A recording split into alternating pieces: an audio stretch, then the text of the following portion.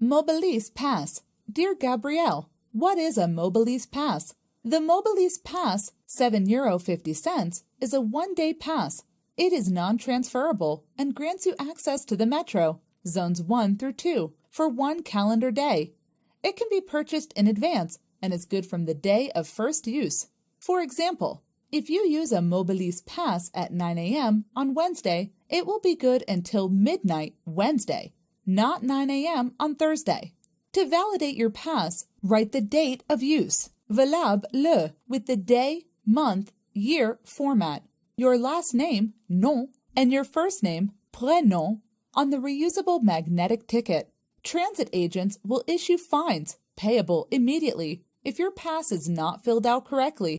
Fares are effective as of August 2018. For more useful information on the Paris Metro, please subscribe to Easy Paris Metro's channel.